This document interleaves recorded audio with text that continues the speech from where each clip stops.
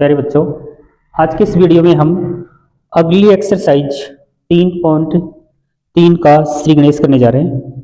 तो ध्यान दीजिए यहाँ पे कि इसमें पूछा गया है कि 3.4 में कि निम्न समीकरणों के युग्म को विलोपन विधि तथा प्रतिस्थापन विधि से हल कीजिए, कौन सी विधि अधिक उपयुक्त है।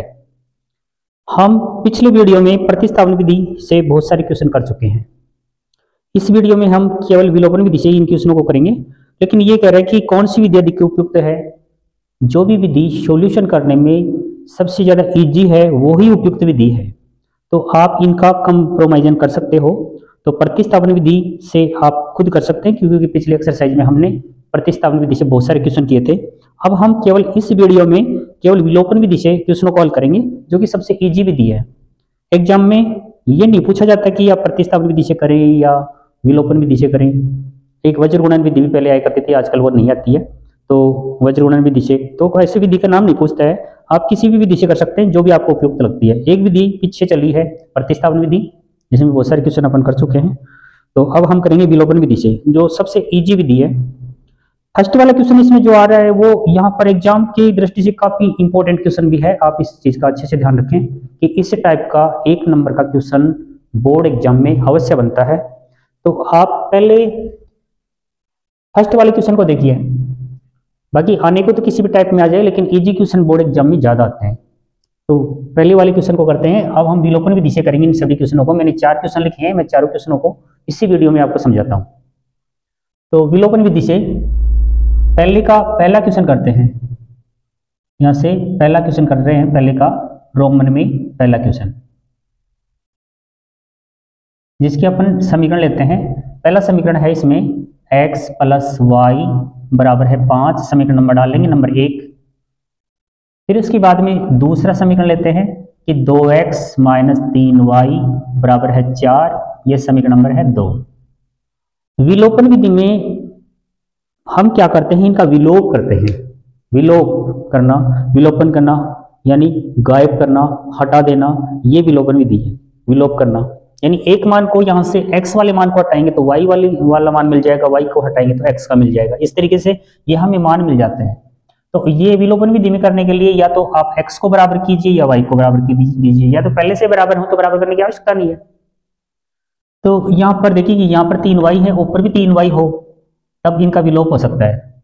यहाँ 2x है, ऊपर भी 2x हो तब भी विलोप हो सकता है, लेकिन यहाँ पर 2x है, यहाँ केवल x ही है, यहाँ 3y है, यहाँ केवल y है। तो अब हमें क्या करना होगा कि इनको बराबर करने के लिए यदि समीकरण नंबर 1 को 3 से गुणा करते हैं तो y का विलोप हो जाएगा।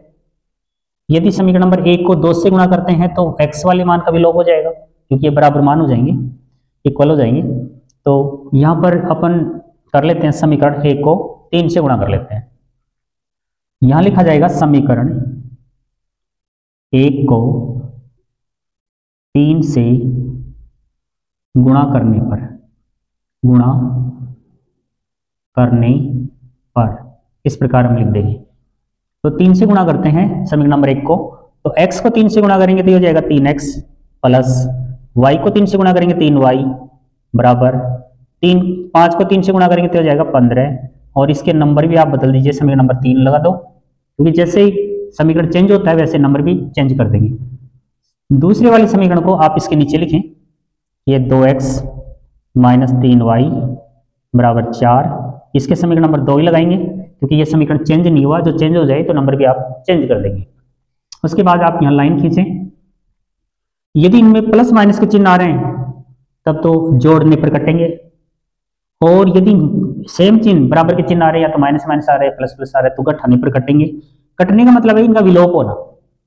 तो हम यहाँ पर लिखेंगे जोड़ने पर, और जोड़ने पर लिखेंगे तो चिन्ह नहीं बदलते, क्योंकि प्लस माइनस के चिन्ह होंगे तभी कटेंगे, वैसे कट नहीं सकते। तो जोड़ने पर ये प्लस का, ये माइनस का है, तो जोड़ेंगे तो ये कट जाएंगे, प्लस माइनस के हट जाएंगे, यानी क्योंकि इनकी वैल्यू 0 होती है, इसलिए इनको हम काट लेंगे इस प्रकार, यानी विलोप कर देंगे। अब इनको जोड़ते हैं, 3x और 2x को जोड़ने से ये बन जाता है 5x। 15 को 4 को जोड़ने से ये बन जाता है 19। फिर जब हम इसको x बराबर लिखेंगे तो 19 इधर है, ये बट्टे में चला जाएगा क्योंकि गुणा में है, ये 5। तो पहला अपना आंसर आ गया 19/5, एक आंसर हो गया। अब दूसरा आंसर, x का मान चाहे समीकरण 1 में रख लो, चाहे 2 में रख लो, चाहे 3 में रख लो, उत्तर सेम आएंगे। किसी भी समीकरण में आप रख सकते हो, जो भी आपको इजी लगे उसी में आप रख दीजिए। x का मान समीकरण 1 में रखने पर, 1 कीजिए 1 में रख देते हैं, 1 में रखने पर रख देते हैं।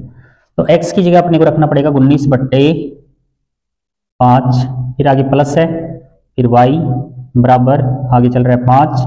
अब इसमें y का मान निकाल लेते हैं, y बराबर, तो ये आगे है 5, 19/5 आगे जाएंगे, इधर प्लस के आगे जाके माइनस कर जाएंगे, 19/5। अब हम इनका लघुत्तम लेंगे, तो हम इनका लघुत्तम लेते हैं, तो इसके नीचे 1 होता है, 1 होता है, तो यहाँ इनका लघुत्तम है 5। जब हम 1 का भाग 5 में दें, 5 बार जाएगा, 5 को ऊपर वाले 5 से गुणा करते हैं तो 5 25, यानी 5 को 5 से गुणा करेंगे तो 25 आ जाएगा। यानी इसके नीचे 1 लगाना कोई जरूरी नहीं है, यदि आप डायरेक्ट गुणा भी करते हैं 25 तो भी गलत नहीं जाएगा, और ये बराबर होने पर ऊपर की वैल्यू भी लिख सकते हैं। वैसे देखा जाए तो नीचे वाली जो संख्या उसका भाग लगता है, फिर ऊपर वाली से गुणा होता है, सब जगह हम इसी तरीके से करते हैं। ये माइनस का चिन्ह है, 5 का भाग 5 में देंगे, 1 आएगा, 1 को 19 से गुणा करेंगे, 19 से आ जाएगा। कहने का मतलब ये इक्वल दिखते हैं तो आपको ऊपर की वैल्यू आप तुरंत लिख दीजिए। अब हम इनकी बाकी निकालते हैं तो आ जाएगा 25 में से 19 निकालेंगे 6 बचेगा, बट्टे में 5, ये आपका सेकंड वाला आंसर आ जाएगा। ये है विलोपन विधि, सभी क्वेश्चनों को इस टाइप में करते हैं। तो ये पहला क्वेश्चन, पहले का पहला क्वेश्चन यहाँ पर कंप्लीट। अब हम करेंगे दूसरा क्वेश्चन, तो मैं दूसरा क्वेश्चन इस टाइप में इस साइड में कर देता हूँ। दूसरे वाले क्वेश्चन को लिखते हैं,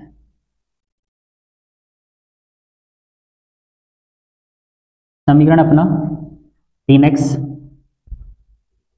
प्लस 4y बराबर 10, यहाँ समीकरण नंबर 1। दूसरा समीकरण है 2x माइनस 2y बराबर 2, समीकरण नंबर 2।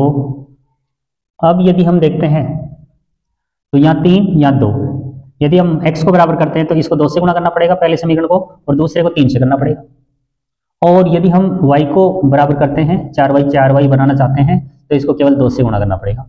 तो हम इजी तरीके से कर लेते हैं, इसको 2 से गुणा कर लेते हैं। दोनों समीकरणों को गुणा करने की आवश्यकता नहीं पड़ेगी, केवल 2 को ही गुणा करना पड़ेगा 2 से। यहाँ लिख देंगे समीकरण 2 को 2 से गुणा करने पर, तो 2 से गुणा करते हैं इसको, 2x को 2 से गुणा करेंगे तो ये 4x बन गया, ये माइनस का चिन्ह, 2y को 2 से गुणा करेंगे तो 4y बन गया, बराबर का चिन्ह, 2 को 2 से गुणा करेंगे 4 बन गया। यह समीकरण नंबर 3 बनाते हैं, 1 नंबर वाला इसके नीचे रख दें, तो 3x प्लस 4y बराबर है 10, ये 1 नंबर का समीकरण है। अब इनको भी जोड़ने पर ही कि ये कट पाएगा मान, क्योंकि प्लस माइनस के चिन्ह आ गए, यहाँ पर भी हम लिखेंगे जोड़ने पर इनको हम काट लेंगे, 4x और 3x जोड़ेंगे तो ये 7x बन जाएगा, 10 और 4 यहाँ 14 हो जाएगा। x बराबर हम लिखेंगे तो 14/7, और x बराबर 7 का भाग देंगे तो ये 2 आ जाएगा। तो पहला आंसर आ गया 2। अब हम x का मान समीकरण 1 में भी रख सकते हैं, 2 में भी रख सकते हैं, 3 में भी, इजी लगे उसी में रख दीजिए। अब हम लिखते हैं x का मान समीकरण 1 में रख देते हैं, चलो 1 में रखने पर x की जगह अपने को रखना होगा 2, ये है 1 नंबर का समीकरण, तो 3 गुणा, बीच में कोई चिन्ह नहीं, गुणा लिखा जाएगा, 3 और x आपस में गुणा होते हैं, तो x की जगह लिखा जाएगा 2, फिर है प्लस 4y बराबर चल रहा है 10, इधर 3 दूनी 6 बन गया, प्लस 4y बराबर आगे चल रहा है 10, 4y बराबर लिखा जाएगा, आगे 10 है, आगे जाएंगे माइनस के 6, y बराबर लिखेंगे तो इसमें बचेगा 4, और इसके साथ गुणा में 4 है तो बट्टे में 4, तो y का मान बन गया यहाँ पर 1। ये अगला आंसर आ गया। इस प्रकार हमने 2 सवाल तो कंप्लीट कर लिए, उसके बाद में हम करते हैं तीसरे सवाल को। तो मैं इनको रब करने के बाद आगे करता हूँ।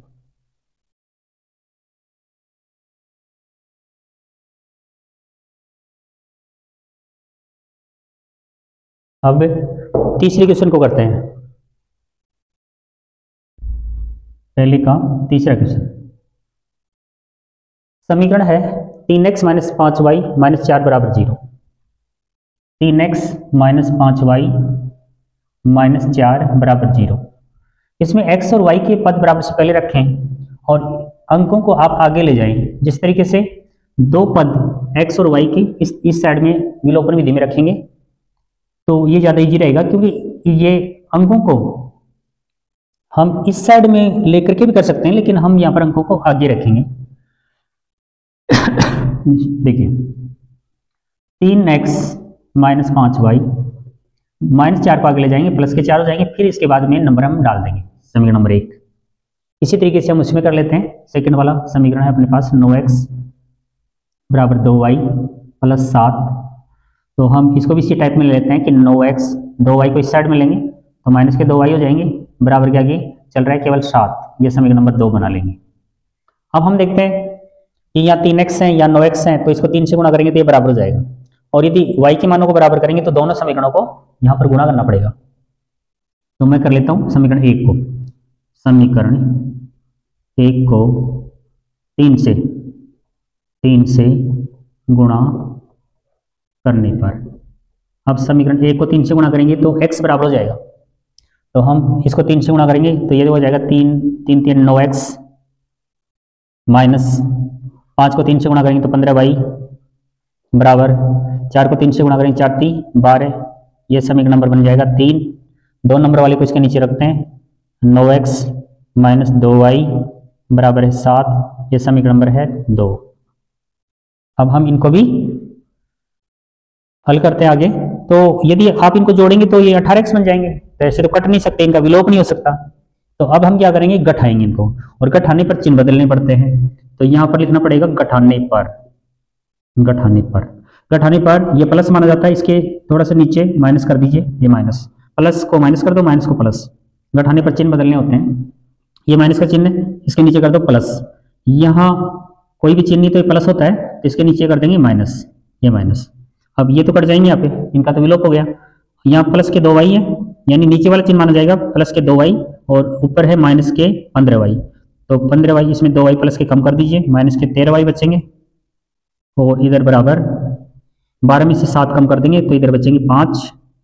तो अब y बराबर लिखेंगे तो 5 बट्टे में है -13, तो ये माइनस का चिन्ह आप यहाँ लगाएं, चाहे या ये बट्टे के सीधे में लगाएं या ऊपर लगाएं, एक ही बात है। तो आप यहाँ लगा दीजिए, नीचे लगाते हैं तो भी कोई प्रॉब्लम नहीं, लेकिन यहाँ लगा दीजिए, -5 बट्टे 13।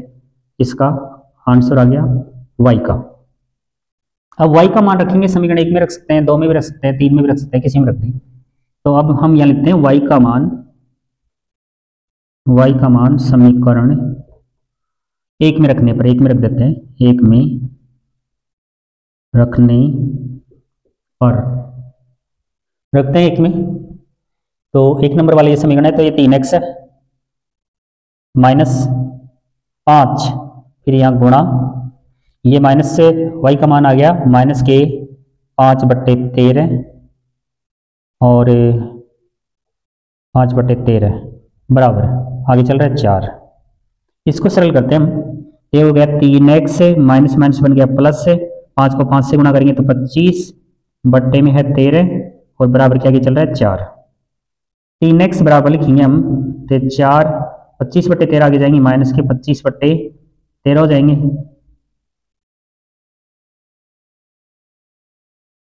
इसके बाद हम इनमें लघुत्तम लेंगे, तो इधर से इसको यहाँ से हटाते हैं, और अगले वाले को आगे हम करते हैं। 3x बराबर इसमें हम लघुत्तम लेते हैं, तो लघुत्तम इसमें है 13।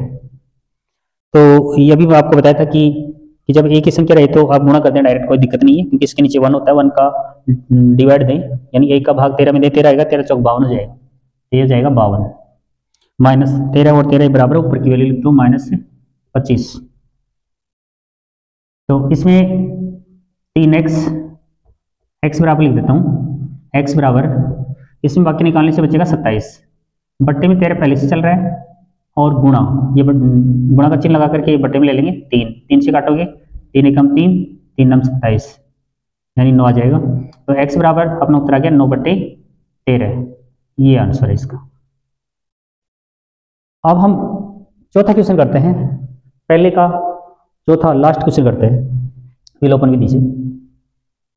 तो मैं इसको अब हटा देता हूं और लास्ट क्वेश्चन करता हूं।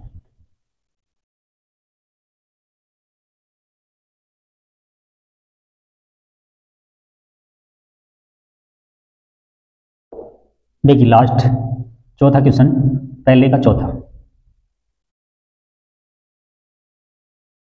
समीकरण है पहला x/2 प्लस 2y बट्टे में 3 और बराबर -1। इसको सरल समीकरण बना लेते हैं। इससे पहले वाली वीडियो में भी हमने सरल समीकरण बनाए थे, उसी तरीके से हम सरल समीकरण बनाएंगे। इनका लघुत्तम है या 3 है या 2 है, तो लघुत्तम इनका 6 है, तो दोनों पक्षों को 6 से गुणा करेंगे।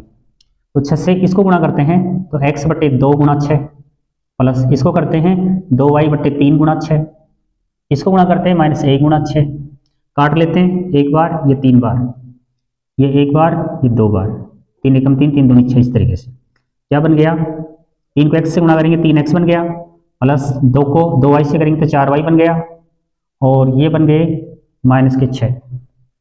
यहाँ पर हम लगा देते हैं समीकरण नंबर 1। इसके बाद इसी तरीके से हम इसमें कर लेते हैं, दूसरा समीकरण लेते हैं, x - y/3 बराबर है 3। 3 से गुणा करते हैं, लघुत्तम इसमें 3 ही है, 3 से इसको गुणा करते हैं, तो मैं डायरेक्ट कर लेता हूँ 3 से गुणा, क्योंकि ये तो इजी आराम से कर सकते हैं। 3 से x को गुणा करेंगे 3x हो जाएगा, -3 से इसको गुणा करेंगे 3 से 3 कटेगा, -y आ जाएगा, इसको 3 से गुणा करेंगे 3 3 9 आ जाएगा, और ये बन जाएगा समीकरण नंबर 2। अब हमें इनको गुणा करने की आवश्यकता नहीं है, क्योंकि यहाँ 3x है, यहाँ पर भी 3x है, तो इनका आसानी से विलोप हो जाएगा, तो हम गुणा नहीं करेंगे, समीकरण 1 व 2 से इसी प्रकार लिख लेंगे डायरेक्टली, समीकरण 1 व 2 से इनको ऊपर नीचे रख लेते हैं डायरेक्टली। तो ये रहेगा 3x प्लस 4y, क्योंकि यहाँ पर गुणा करने की आवश्यकता ही नहीं पड़ रही है, तो -6 समीकरण नंबर 1, 2 नंबर का इसके नीचे रख दीजिए, 3x - y बराबर 9, ये समीकरण नंबर है 2।